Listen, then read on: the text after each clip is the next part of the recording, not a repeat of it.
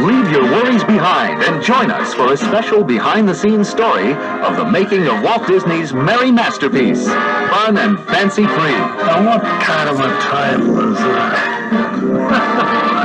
Fun and Fancy Free. Walt Disney's 1947 feature, Fun and Fancy Free, is composed of multiple segments, a format called a package feature. The two stories, Mickey and the Beanstalk and Bongo, were originally developed as full-length feature films. Here's the behind-the-scenes story of how they were paired up to create a fun and fancy-free feature. Walt had been building and building and building on his success. Each film a stepping stone, starting with Snow White, moving on Pinocchio, and then the incredible experiment of Fantasia, and then Dumbo and Bambi. To keep his successful film series going, Walt Disney was constantly on the lookout for stories to bring to the screen. We were going to do Jack and the Beanstalk, only make a feature out of it. Disney was certainly familiar with the classic fairy tale of Jack and the Beanstalk. He had used the well-known story as the basis for a 1922 silent cartoon produced by his Laugh-O-Gram film company in Kansas City. Unfortunately, no prints of this film are known to exist. In 1933, he revisited the tale in Giantland, a short with Mickey Mouse assuming the role of Jack.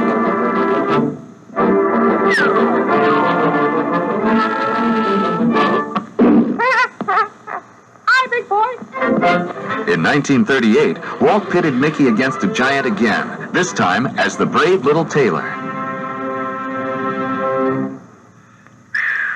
Everything he did in the past, he would bring up forward to the present to perfect, which he did in the case of the Jack and the Beanstalk. With his experience as an adversary to giants, Mickey was a natural for the lead in this giant new feature-length film.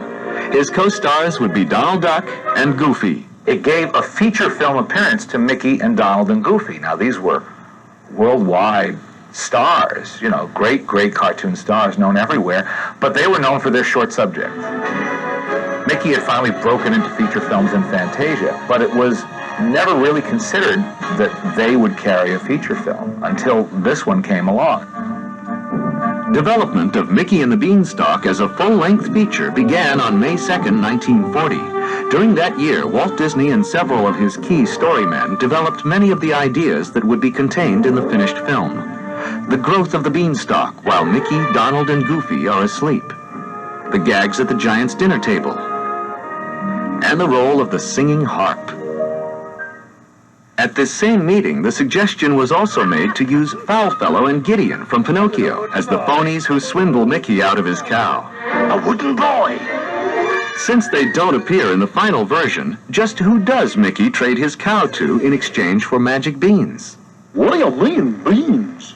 Here is the answer, in a never-before-seen sequence developed in 1940, but dropped when the story was tightened for fun and fancy free. Come forward, please. Your Majesty. What errand brings you here? Well, Your Honor, Your Majesty, it's about this cow. For me? Oh, thank you, sir. How very generous of you. Well, Oh, but my good man, I couldn't think of taking your cow. Such generosity must not go unrewarded. Let me see. Oh, yes, here. A family heirloom. One of the last. But really, what's in it? Beans. Beans? Yes, magic beans. It has a beautiful legend. Let me read the legend to you. Faithful subject, good and kind, if fame and fortune thou wouldst find, O mystic spirit of ancient queens, plant with care these magic beans.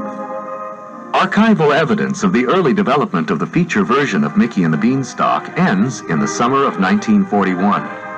At the same time, work on Bongo was begun. The story was written in 1930 for Cosmopolitan magazine by novelist Sinclair Lewis.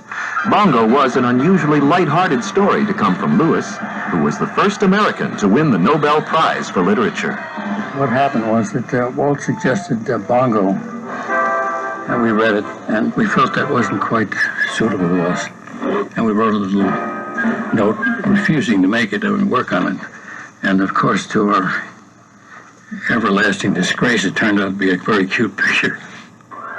Since Bongo was a circus bear, there were early story notes suggesting that Bongo might even be a follow-up to Dumbo, using the same circus settings and some of the supporting cast, including the gossipy elephants. Aren't they funny?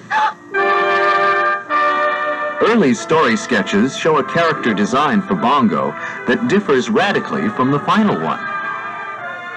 The female bear who catches Bongo's eye went through similar revisions, as well as a couple of name changes, from Susie to Silver Ear to her final name, Lulubelle.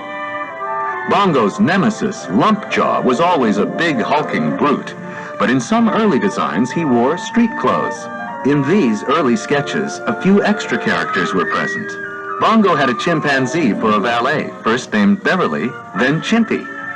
In addition, Bongo and Chimpy had a series of comic encounters with a pair of mischievous country cousin bear cubs. A partially completed script of Bongo was delivered on Monday, December 8th, 1941, the day after the attack on Pearl Harbor. Just as Bongo and Mickey and the Beanstalk were at the height of their development, the world changed. And then along came World War II, which did several things. First, it cut off the European market, which was a big source of income for the studio.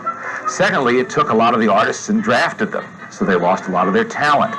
And then finally, the Disney studio was virtually commandeered during the war to produce war-related films, training films, morale-boosting films, all sorts of films that related in one way or another to the war effort. He had to rebuild his studio from scratch, you might say, after World War II. And it was a tough thing to do. Financially, it was tough.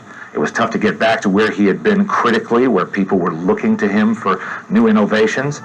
Walt looked back to Fantasia and the idea of combining unrelated music and story segments into a feature-length film. We